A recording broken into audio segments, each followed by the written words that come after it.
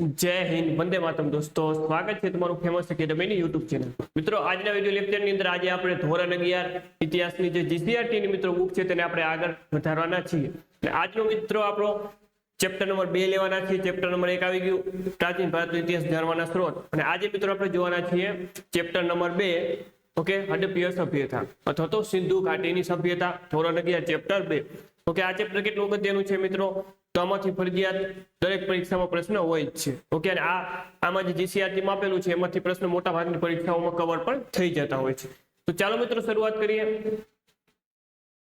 ધોરણ 11 chapter number 2 છે મિત્રો સિંધુ ખીણની સભ્યતા અથવા તો હડપ્પીય સભ્યતા તો ચાલો મિત્રો સૌપ્રથમ વાત કરીએ તેની કેવી રીતે શોધખોળ થાય છે તો તેની મિત્રો વાત કરીએ કે ભાઈ ભારતની પ્રથમ નાગરિક સભ્યતા એવી હડપ્પીય સભ્યતા વિશ્વની પ્રાચીનતમ સભ્યતાઓ જેમ કે મેસોપોટેમિયા ઇજિપ્તની સભ્યતા છે તેને સમકાલીન હતી જે મિત્રો સિંધુ ખીણની સભ્યતા છે તેને અન્ય ત્રણ સમકાલીન સભ્યતાઓ પણ હતી ઇજિપ્તની સભ્યતા છે મેસોપોટેમિયાની સભ્યતા છે અને ચીનની સભ્યતા છે તો અને આ જે અન્ય ત્રણ જે સભ્યતાઓ છે તેને જે સમકાલીન હતી આપણી આ સિંધુ ઘાટીની સભ્યતા વાત કરીએ તો કે ભાઈ વિશ્વ કક્ષાએ આ સભ્યતા આપણી સમક્ષ તેના મહાન લક્ષણો સાથે ઈસવીસન 1921 માં બધાને ખબર છે સૌપ્રથમ ઈસવીસન 1921 માં પ્રગટ થાય છે ઓકે સૌપ્રથમ જે 1921 માં હડપ્પા નામના સ્થળની શોધ થાય છે કેવી રીતે એની શોધ થાય છે કે ભાઈ કે સર જોન માર્શલ અને કર્નલ મેકેના વડપણ નીચે ઈસવીસન 1921 માં દયારામ શાહનીએ પંજાબના મોન્ટગોમરી જિલ્લામાં પાકિસ્તાનના પંજાબના મોન્ટગોમરી જિલ્લામાં આવેલ હડપ્પા નામના સ્થળની શોધ કરી ઓકે 1921 માં કોને શોધ તો કે ભાઈ સર જોન માર્શલ અને કર્નલ મેકેના વડપણ નીચે રાય બહાદુર દયારામ શાહની દ્વારા 1921 માં રાવી નદી કિનારે હડપ્પા નામના સ્થળની શોધ થઈ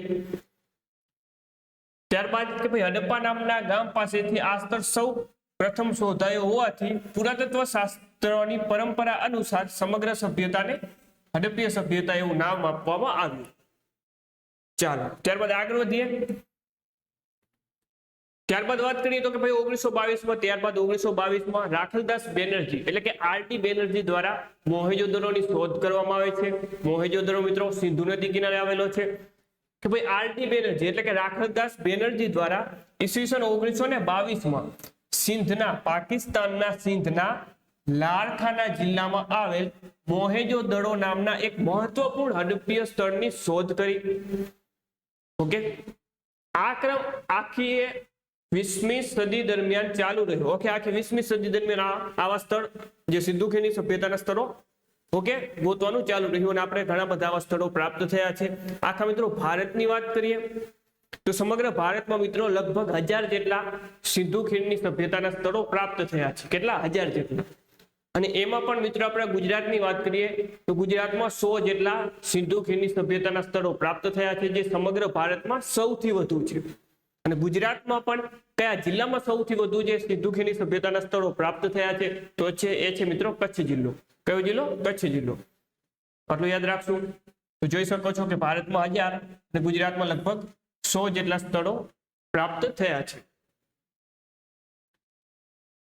ઓકે ચાલો આગળ વધીએ આપણે ભાઈ હડપ્પીય સભ્યતાને આપણે આદ્ય ઇતિહાસકાલીન સભ્યતા કહીએ છીએ કારણ કે હજી સુધી હડપ્પાની લિપિ આપણે ઉકેલી શક્યા નથી ઓકે સિંધુ ખીણની સભ્યતાની મિત્રો જે લિપિ છે તે કેવી છે ચિત્રા લિપિ છે અને આ ચિત્રા લિપિને હજી સુધી મિત્રો આપણે ઉકેલી શક્યા નથી એટલે હડપ્પીય સભ્યતાના લોકોના જીવનના વિભિન્ન પાસા અને અન્ય સભ્યતાઓ સાથે તેનો કેવો સંબંધ હતો તેની જાણકારી આપણને પુરાતત્વીય અવશેષો અને ઉત્ખનન દ્વારા જ સાંપડે છે ઓકે તેમના લખાણ દ્વારા આપણે મિત્રો તેમની માહિતી પ્રાપ્ત કરી શકતા નથી કારણ કે લિપિ ઉકેલી જ શકે આપણે નથી એટલા માટે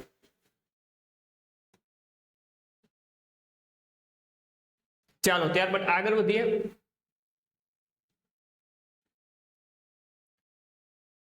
તો વાત કરીએ કે ભાઈ સંસ્કૃતિ અને સભ્યતા આ બંને અલગ શબ્દો છે સંસ્કૃતિ એટલે શું તો કે ભાઈ સંસ્કૃતિ એટલે કુદરતી પરિબળોનો ઉપયોગ કરીને માનવી જે પ્રકારની જીવન પદ્ધતિ ઊભી કરે છે જ્યારે સભ્યતામાં નગર હોવું આવશ્યક છે એટલે કે સભ્યતા એ સંસ્કૃતિ કરતા જીવન પદ્ધતિની ઉપરની કોટી દર્શાવે છે. ગંગા નદી, ઓકે, આ બધું ઓકે.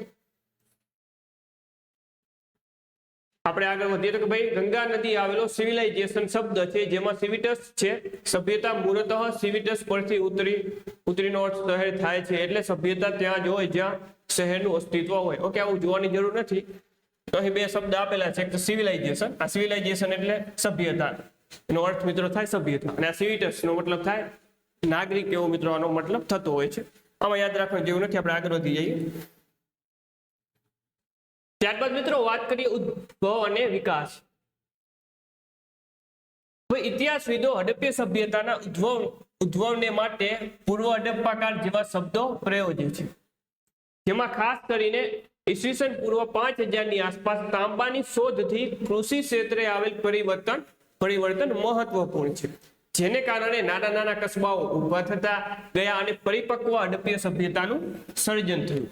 ઇતિહાસકારો પૂર્વ હડપ્પાકાર અને જે પૂર્વ હડપ્પાકારનો જે મિત્રો સમય છે, તેઓ ઇતિહાસકારો એવું માને છે કે ઈસવીસન પૂર્વ 3500 થી ઈસવીસન પૂર્વ 2400 સમયગાળામાં ગોઠવે છે. પૂર્વ હડપ્પાકાર ઈસવીસન પૂર્વ 3500 થી 2400 સુધી. પરિપક્વ હડપ્પાકાર તો કે ભાઈ જે 2350 થી ઈસવીસન પૂર્વ 2350 થી 1750. ક્લિયર? જોઈ શકો છો કે ભાઈ પરિપક્વ હડપ્પાકાર તો કે ઈસવીસન પૂર્વ 2350 થી ઈસવીસન પૂર્વ 1750.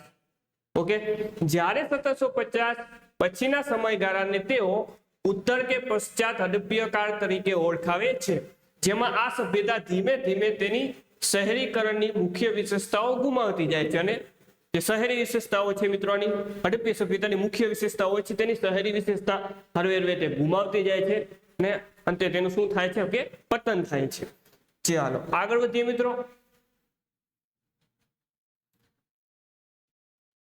ત્યારબાદ વાત કરીએ મિત્રો તેના વિસ્તારની. સિંધુ ખીણની સભ્યતાના મિત્રો વિસ્તારની અહીં આપણે ચર્ચા કરીએ તો કે ભાઈ વિસ્તારમાં કંઈક આપણે આ રીતે દર્શાવી શકીએ.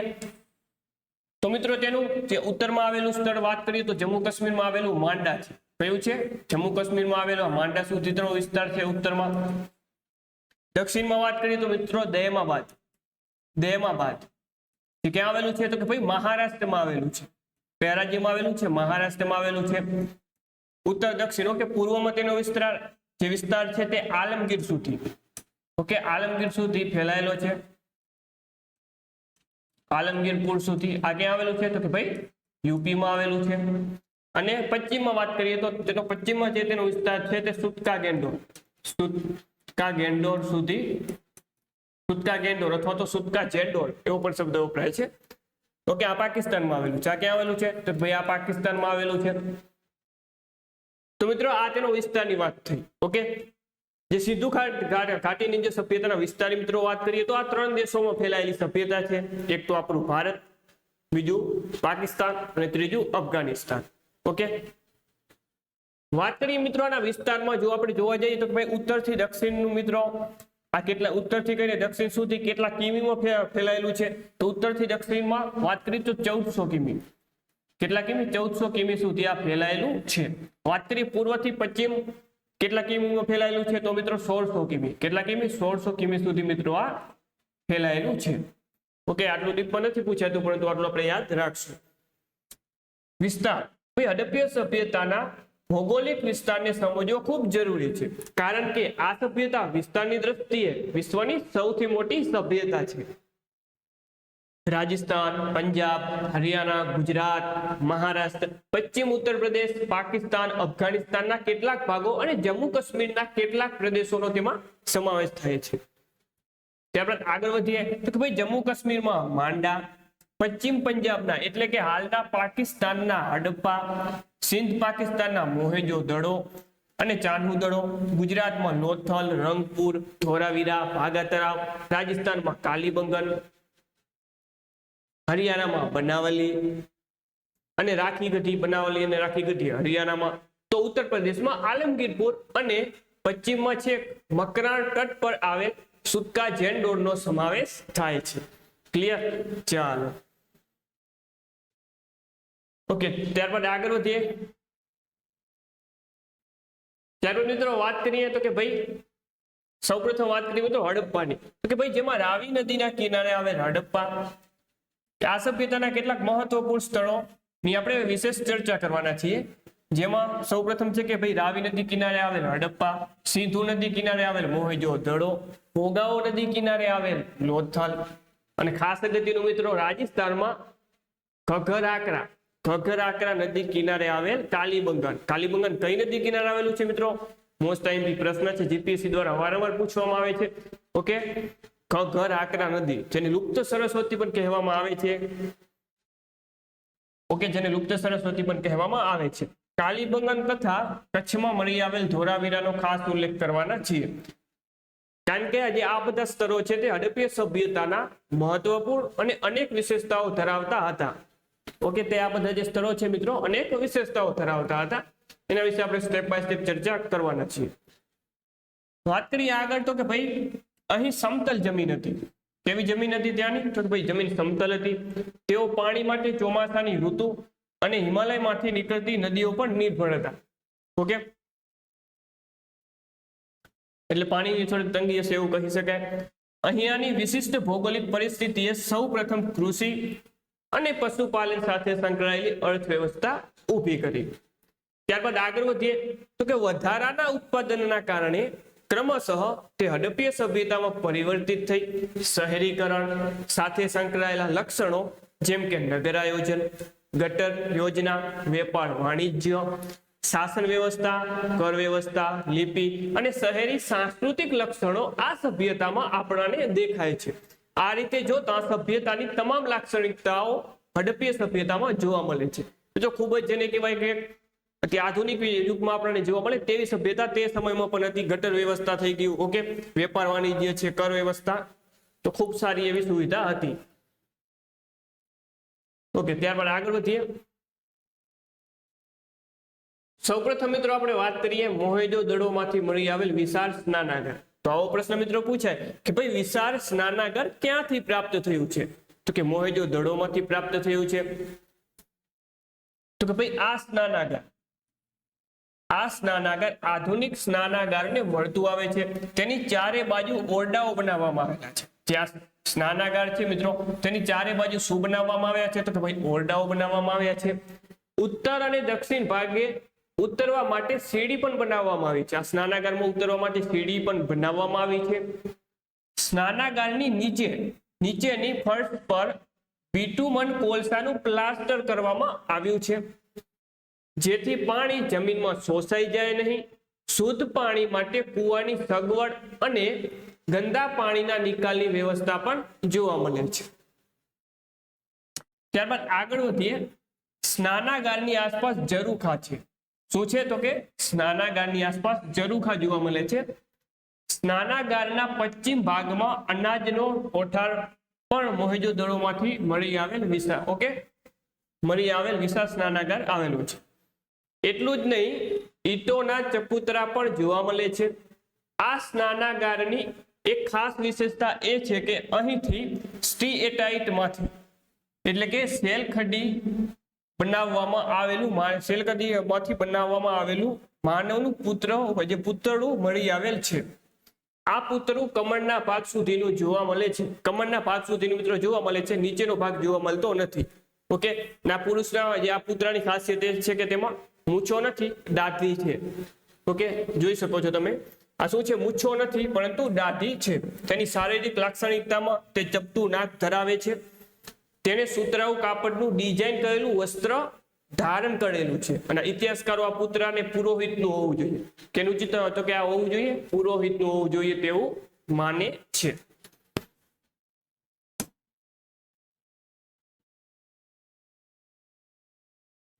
ત્યારબાદ જોઈએ મિત્રો હડપ્પા. તો કે હડપ્પામાંથી વિશિષ્ટ પ્રકારના અનાજના કોઠારો પ્રાપ્ત થયા છે. તો અનાજના કોઠારો ક્યાંથી પ્રાપ્ત થયા છે? તો કે ભાઈ હડપ્પામાંથી 12 જેટલા જે અનાજના કોઠારો અહીંથી પ્રાપ્ત થયા છે. જવના નમૂના પણ પ્રાપ્ત થયા છે. ત્યારબાદ આવે છે લોથલ. ઓકે, લોથલની વાત કરીએ મિત્રો, ત્યારે શોધ થઈ 1954 કોના દ્વારા? તો કે SR રાવ દ્વારા. ક્યાં આવેલું છે? તો કે ભાઈ અમદાવાદ જિલ્લાના જે ધોળકા તાલુકામાં આવેલું છે. ઓકે, એસઆર રાવ દ્વારા શું કહેવામાં આવ્યું છે? તો કે ભાઈ લઘુ હડપ્પા, લઘુ હડપ્પા અથવા તો લઘુ મોહેંજો-દડો. ઓકે, સિંધુ ખીણની સભ્યતાનું ત્રીજું અગત્યનું સ્થળ માનવામાં આવે છે મિત્રો લોથલ. તો મિત્રો વાત છે લોથલની બેઝિક.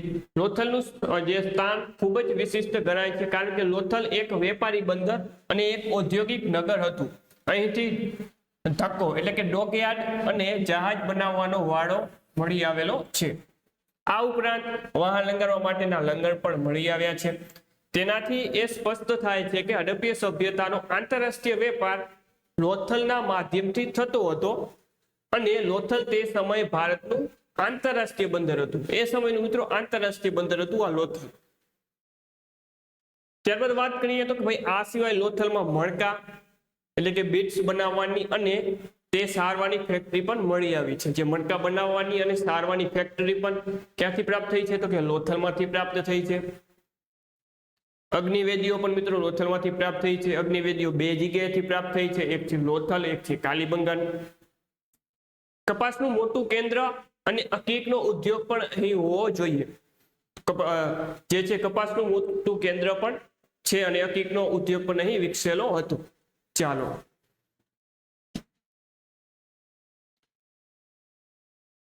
ત્યારબાદ મિત્રો વાત કરીએ કાલીબંગન. ક્યાં આવેલું છે? તો કે ભાઈ રાજસ્થાનમાં આવેલું છે. કાલીબંગન ક્યાં આવેલું છે? રાજસ્થાનમાં આવેલું છે. કાળા રંગની બંગડીઓ પ્રાપ્ત થઈ હતી એટલા માટે કાલીબંગન નામ પડ્યું. કઈ નદી કિનારે આવેલું છે? તો કે ભાઈ ઘગ્ગર આકરા એટલે કે લુપ્ત સરસ્વતી નદી કિનારે આવેલું છે.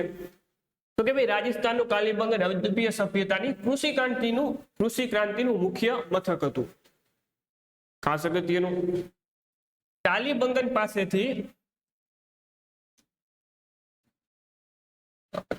પાસેથી ધોલોથલ તાંબાના વિપુલ જથ્થાની માહિતી મળી છે. એટલે કે કાલીબંગનમાં તાંબાના અનેકવિધ પ્રકારના ઓજારોનું નિર્માણ થતું હશે. આ ઓજારો કૃષિ ક્ષેત્રના ઉપયોગમાં લેવાતા હશે. ત્યારબાદ આગળ વાત કરીએ. હવે મિત્રો વાત કરશું કાલીબંગનમાંથી ખેડેલા ખેતરના અવશેષો પણ પ્રાપ્ત થયા છે. હવે મિત્રો વાત કરશું આપણે ધોળાવીરાની. તેની વાત કરશું. ધોળાવીરાની ક્યાં આવેલું છે? તો ભાઈ કચ્છ જિલ્લામાં આવેલું છે. 1967 જેપી જોશી દ્વારા શોધ કરવામાં આવે છે. લુણી નદી કિનારે આવેલું છે અને સ્થાનિક નામનું શું છે? મહાદુર્ગ અથવા તો કોટડા. ક્લિયર? કચ્છમાં આવેલું ધોળાવીરા ભચાઉ તાલુકામાં આવેલું છે. ખબર છે ને? ઓકે, કચ્છમાં આવેલું ધોળાવીરા હડપ્પીય સભ્યતામાં ખૂબ જ વિશિષ્ટ જે સ્થળ છે ગણાય છે. અહીંથી વરસાદના પાણીના પ્રબંધનની એટલે કે રેઇન વોટર હાર્વેસ્ટિંગ સિસ્ટમ મળી આવી છે. વરસાદી પાણીને સીધું ઝીલીને નિકો દ્વારા 3 જેટલા વિશાળ હોજમાં એકઠું કરવામાં આવતું હતું. આજથી 4000 વર્ષ પૂર્વે હડપ્પીય સભ્યતાના આ સ્થળે વરસાદના પાણીના પ્રબંધનની આવી અદ્ભુત યોજના અમલમાં હોવાનું જોવા મળે છે. તે વિશ્વભરમાં સૌથી પ્રાચીન વોટર મેનેજમેન્ટનો પ્રયોગ ગણાય છે. અને અહીંથી મિત્રો વાત કરીએ તો સ્ટેડિયમ અને સાઇન બોર્ડના અવશેષો પણ પ્રાપ્ત થયા છે. ચાલો, આ વાત થઈ ગઈ મિત્રો ધોળાવીરાની.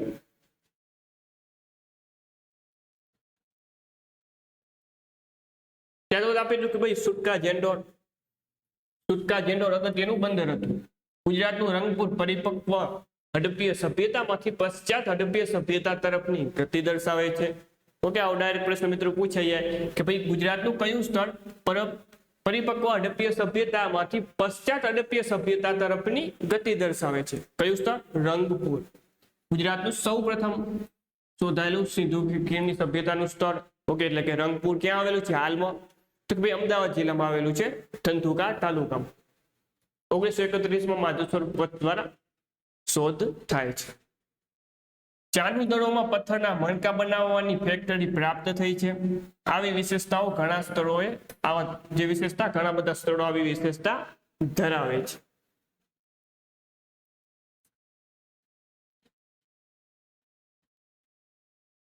ત્યારબાદ આગળ વધીએ મિત્રો તો કે ભાઈ સિંધુ અને અન્ય નદીઓના ફળદ્રુપ પ્રદેશોમાં આવેલી આ સભ્યતા સૌપ્રથમ કૃષિના કારણે વિકસી. સૌપ્રથમ મિત્રો તે કોના કારણે વિકસી? તો કે ભાઈ કૃષિના કારણે વિકસી. ક્લિયર? ત્યારબાદ કૃષિના કારણે જ ઉદ્યોગો અને શહેરોનો ઉદય થયો. કૃષિની સાથે સાથે પશુપાલન હડપ્પીય અર્થવ્યવસ્થાનો આધાર હતો. હડપ્પા, મોહેંજો-દડો, લોથલ અને ધોળાવીરા જેવા મહત્વપૂર્ણ સ્થાનોમાં અનાજના કોઠારો જોવા મળ્યા છે, જે ઉત્પાદનનો વિકાસ દર્શાવે છે. કાલીબંગાનમાં ખેડેલા ખેતરના અવશેષો પ્રાપ્ત થયા છે. બનાવલીમાં માટીના હળના અવશેષો પ્રાપ્ત થયા છે. માટીના હળના અવશેષો ક્યાંથી પ્રાપ્ત થયા છે? તો કે ભાઈ હરિયાણામાં આવેલા બનાવલીમાંથી માટીના હળના અવશેષો પ્રાપ્ત થયા છે. આ બધી બાબતો કૃષિનો વિકાસ દર્શાવે છે. કૃષિમાં તાંબાના ઓજારોનો ઉપયોગ થતો હતો. કુવા દ્વારા સિંચાઈની યોજનાઓ પણ જોવા મળે છે. મુખ્ય પાકમાં ઘઉં, જવ, તલ અને કઠોળ મુખ્ય છે, પરંતુ સૌથી અગત્યનો પાક કપાસનો હતો. સૌથી અગત્યનો પાક તો કે ભાઈ કપાસનો. શેનો હતો? કપાસનો. રાઈ અને શેરડીથી તેઓ પરિચિત હતા. રાઈ અને શેરડીથી શું હતા? તો કે પરિચિત હતા, જાણકાર હતા. તેના મોહેંજો-દડોમાં સુતરાઉ કાપડના અવશેષો મળી આવ્યા છે. અનાજનું ઉત્પાદન જેમ જેમ વધતું ગયું તેમ તેમ તેના બજારની જરૂરિયાત ઊભી થઈ.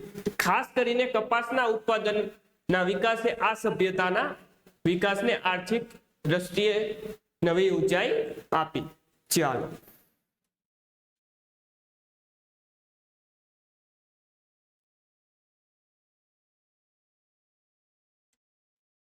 તેઓ જે છે માછીમારીથી પરિચિત હતા. તેઓ માછીમારીથી પરિચિત હતા. જેમ કે લોકો માછલી અને પશુઓનું માંસ પણ ખાતા હોવાનું માનવામાં આવે છે. ઓકે, શાકાહારી અને માંસાહારી બંને પ્રકારના હતા. બંને પ્રકારના લોકો અહીં હતા એવું જોવા મળ્યું છે. ભારતના ઉત્તર પશ્ચિમ ભાગમાં ફળદ્રુપ જમીન અને યોગ્ય આબોહવાના કારણે કૃષિનો પૂરતો વિકાસ થયાના અવશેષો આપણને પ્રાપ્ત થયા છે. અને અહીંથી માછલી પકડવાના તાંબાના હૂક પણ મળી આવ્યા છે. ત્યારબાદ આગળ વધીએ મિત્રો. હડપ્પા સભ્યતાના લોકો ઉદ્યોગ અને શિલ્પમાં પથ્થર, તાંબુ અને કાંસાનો ઉપયોગ કરતા હતા. લોખંડથી આપણે જ્યાં સંપૂર્ણ અજાણ હતી. મોસ્ટ આઈપી મિત્રો, જે લોખંડથી જે છે તેઓ સંપૂર્ણ શું હતા? તો કે અજાણ હતા. તેઓ સોના ચાંદીની ચીજ વસ્તુઓ બનાવતા. મોતીના બાજુબંધ, સોય જેવી ચીજો પણ અહીંથી મોટા પ્રમાણમાં જોવા મળી છે. સોના કરતા ચાંદીના શિલ્પો વધુ માત્રામાં મળી આવ્યા છે. ચાંદીના ઘરેણા અને થાળીઓ, રકાબીઓ મળી આવી છે. તાંબાના ઓજાર અહીંથી સૌથી મોટી સંખ્યામાં મળ્યા છે. જે તાંબાના ઓજાર છે મિત્રો, સૌથી મોટી સંખ્યામાં અહીંથી પ્રાપ્ત થયા છે. તેઓ અસ્ત્ર શસ્ત્રનો સમાવેશ તેમાં થાય છે. કુહાડી, છરી, આરી, ચંપા, ભાલા અને તીર જેવા શસ્ત્રોમાં તાંબા મળી આવ્યા છે. ઓકે, ચાલો હવે મિત્રો આપણે આગળ અહીં વધીએ. જો કે તલવાર જેવા શસ્ત્ર મળતા નથી એ મહત્વપૂર્ણ છે. પથ્થરના હથિયારો પણ મોટા પ્રમાણમાં જોવા મળ્યા છે. પથ્થર અને તાંબુ મેળવીને બનાવેલા ઓજારો પણ પ્રાપ્ત થયા છે. રાજસ્થાનના ખેતડીમાંથી તેઓ તાંબુ મેળવતા હતા. તેઓ સોના માટે હિમાલયના કેટલાક વિસ્તાર અને દક્ષિણ ભારત પર નિર્ભર હતા. મેસોપોટેમિયા એટલે કે વર્તમાન ઈરાકમાંથી તેઓ ચાંદી લાવતા. તાંબુ અને ટીનનું સંયોજન કરી તેમાંથી કાંસુ બનાવવાની કલા તેઓ જાણતા હતા. ઓકે, તાંબુ અને ટીન બંનેનું મિશ્રણ કરી દી તો શું બને? કાંસુ મળે. અને આ કલા તેઓ જાણતા હતા. જેની સૌથી સુપ્રસિદ્ધ મૂર્તિ મોહેંજો-દડોમાંથી મળી આવી છે. તેઓને તેને કાંસ્ય નૃત્ય જ્ઞાનની મૂર્તિ કહેવામાં આવે છે. તો કાંસ્ય નૃત્ય જ્ઞાનની મૂર્તિ ક્યાંથી પ્રાપ્ત થઈ છે? તો એ પણ મિત્રો આપણે યાદ રાખશું, તે મોહેંજો-દડોમાંથી પ્રાપ્ત થઈ છે. ચાલો,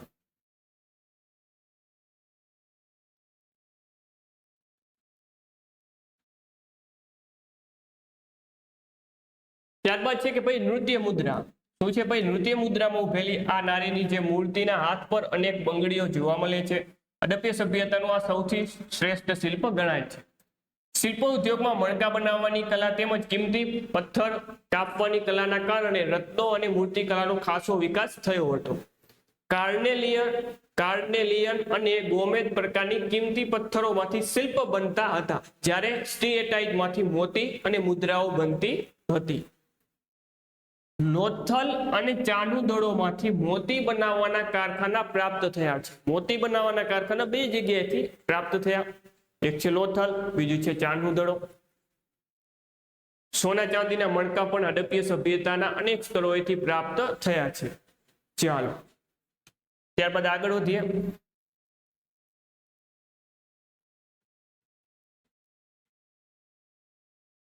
હડપ્પીય સભ્યતાના એક પ્રસિદ્ધ કલાકૃતિમાં મોહેંજો-દડોમાંથી મળી આવેલ એક દાઢીવાળા પુરુષની પથ્થરની મૂર્તિનો સમાવેશ થાય છે. અર્ધખુલ્લી આંખો ધરાવતી આ મૂર્તિ ધ્યાનમગ્ન મુદ્રામાં બેઠેલા પુરુષની છે. તેના ડાબા ખભા પર ડિઝાઇન કરેલી શાલ જોવા મળે છે, તેમજ પુરોહિતનું ધડ હોવાનું જણાય છે. આ સભ્યતાના અનેક સ્થળોમાંથી સ્ત્રીઓ અને પુરુષોની માટીની મૂર્તિઓની સાથે સાથે પશુઓની મૂર્તિઓ પણ પ્રાપ્ત થઈ છે. અહીંથી સ્ત્રીઓની મૂર્તિઓ મોટી સંખ્યામાં પ્રાપ્ત થઈ છે. તેથી ઇતિહાસકારો માને છે કે તેઓ માતૃદેવીની પૂજા કરતા હોવા જોઈએ.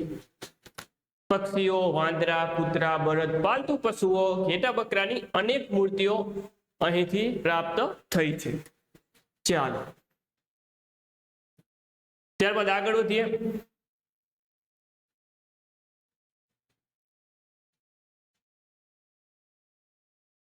હડપ્પીય સભ્યતાનું એક વિશિષ્ટ લક્ષણ કેવું હોય તો તે અહીં મળી આવેલ મુદ્રા છે. તેમાંની ચતુષ્કોણી આકારની મુદ્રાઓ શેલખડીમાંથી બનાવવામાં આવતી હતી. શેમાંથી બનાવવામાં આવતી? તો કોઈ શેલખડીમાંથી. તેના પર પશુઓ ચિત્રો હતા. જો કે એક પણ મુદ્રા ઉપર ઘોડાનું ચિત્ર મળતું નથી. ઘોડાનું ચિત્ર મળતું નથી તો આપણને ખબર છે મિત્રો, ભાઈ કચ્છ જિલ્લામાં આવેલા સુરકોટડામાંથી, કચ્છ જિલ્લામાં આવેલા સુરકોટડા, જે સુરકોટડા છે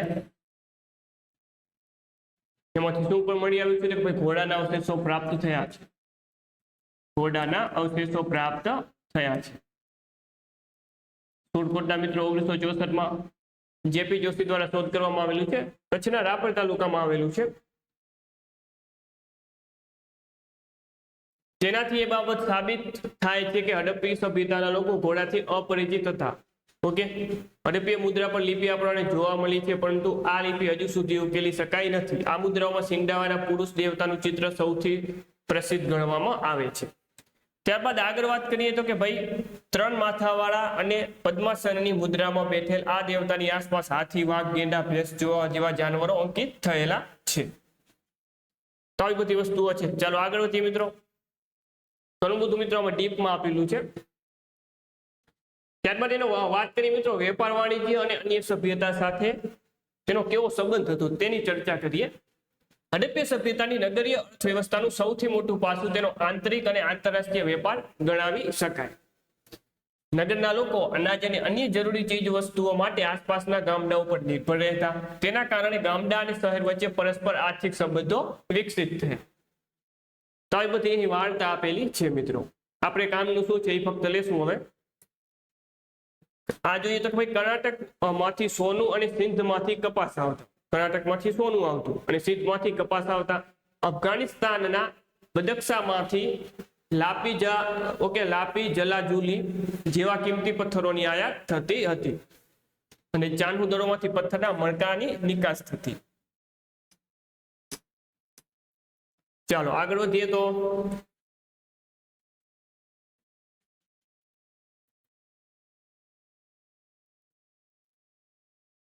આમાં આપણા માટે કશું મિત્રો કામનું નથી એટલે આપણે ડાયરેક્ટ આગળ વધી જશું. ઓકે, અહીં વાત કરીએ તો આ યાદ રાખવાનું કે લોથલમાંથી મેસોપોટેમિયાની મુદ્રાઓ મળી આવી છે. ચાલો આગળ વધીએ.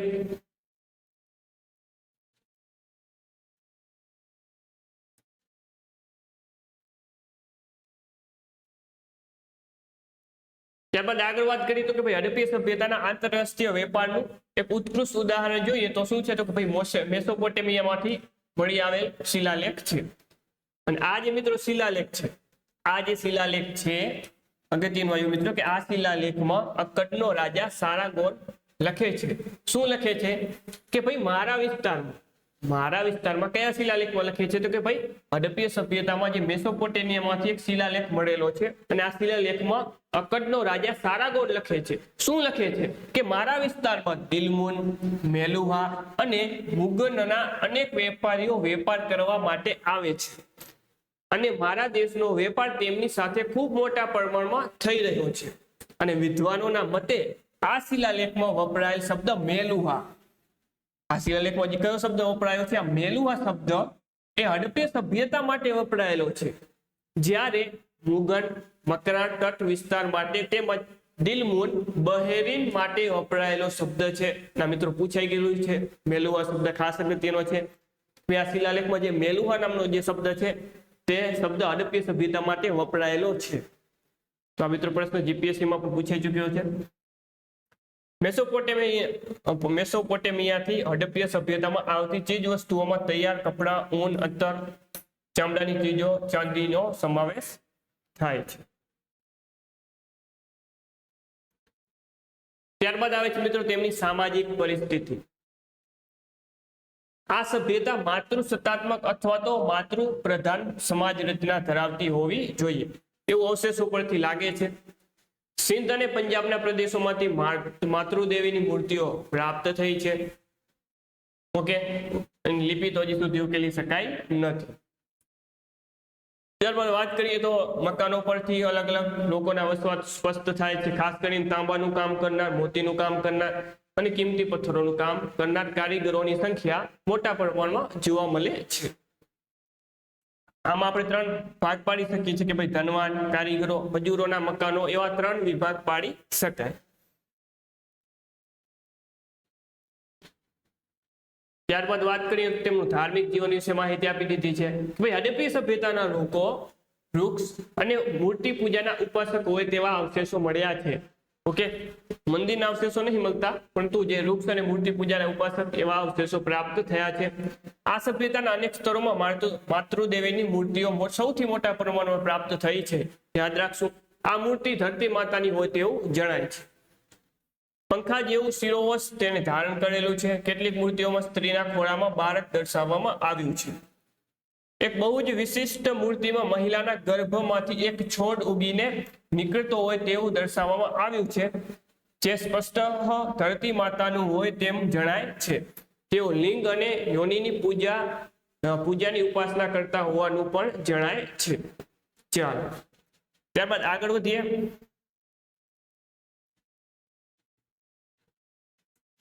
હડપ્પીય સભ્યતામાં કાલીબંગન અને લોથલ પ્રાદેશિક ધર્મોની માહિતી પૂરી પાડે છે. આ 2 સ્તરોથી અગ્નિવેદીઓ પ્રાપ્ત થઈ છે. ઓકે, આ બધાને ખબર હશે. ઇતિહાસકારોના મતે અગ્નિવેદીઓ યજ્ઞના કામમાં આવતી હોવી જોઈએ. તેમાંથી રાખ અને પ્રાણીના હાડકાં પણ મળી આવ્યા છે, જે તે હવનકુંડ હોય તેમ જણાય છે. લોથલ અને કાલીબંગન એ હડપ્પીય સભ્યતાના જુદા જુદા ક્ષેત્રોમાં જુદા જુદા ધાર્મિક રીત રિવાજો પ્રચલિત હતા તેમ સ્પષ્ટ જણાય છે. લોથલ અને કાલીબંગન સિવાય બીજી કોઈ જગ્યાએથી હવનકુંડ પ્રાપ્ત થયા નથી. આ છે આપણા માટે અગત્યનું.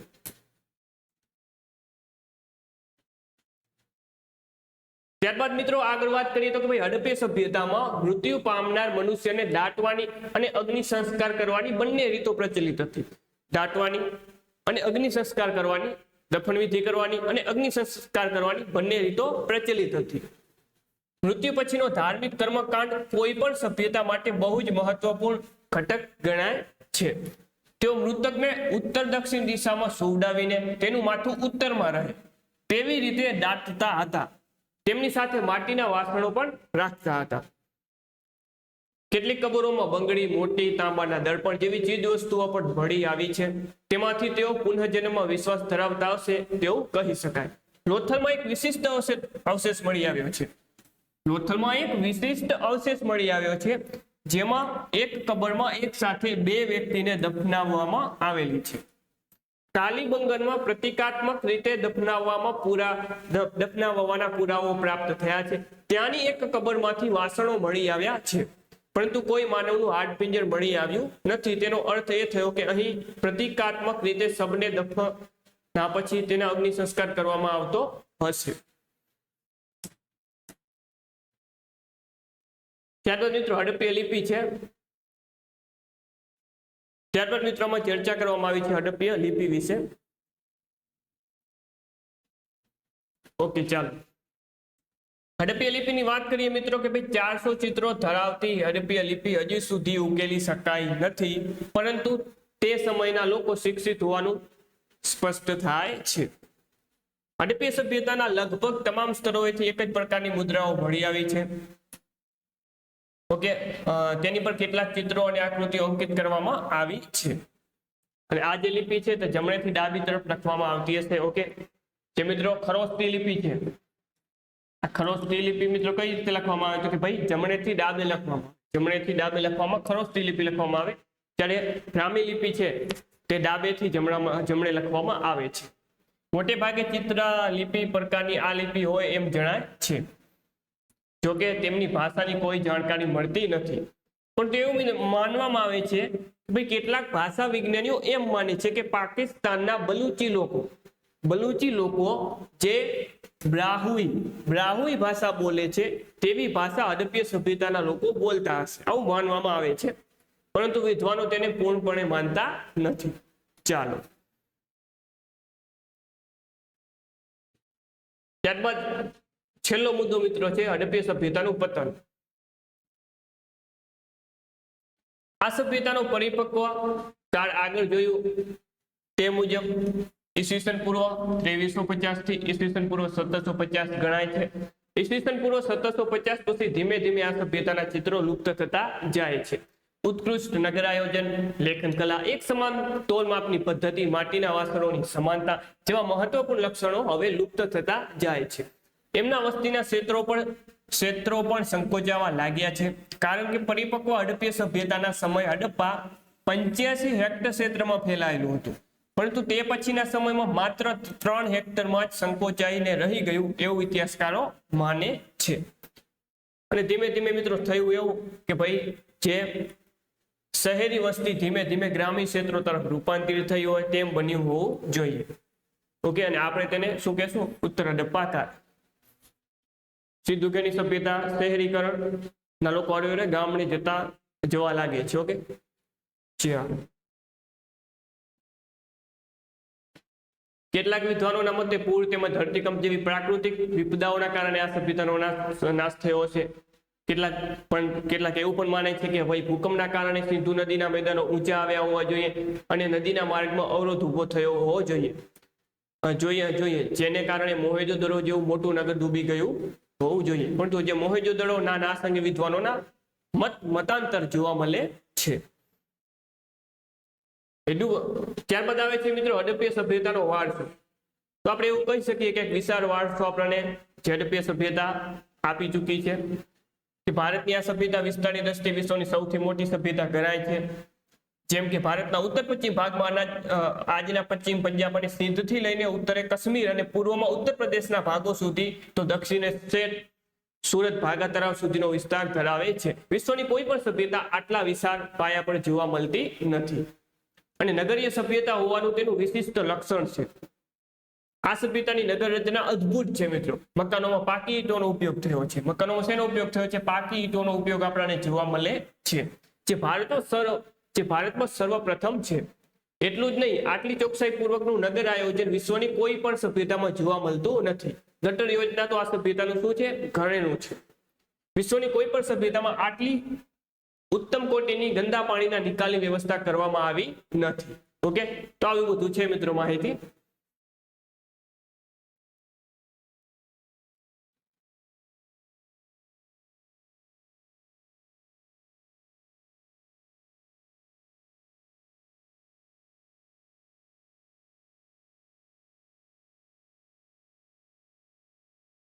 ત્યારબાદ મિત્રો વાત કરીએ તો કે ભારતમાં હડપ્પીય નગરી સભ્યતા ઈસવીસન પૂર્વ 1750 આસપાસ પતન તરફ થવા જઈ રહી હતી, ત્યારે આ સભ્યતા ગ્રામીણ સભ્યતામાં રૂપાંતરિત થઈ રહેલી હતી તેમ જણાય છે.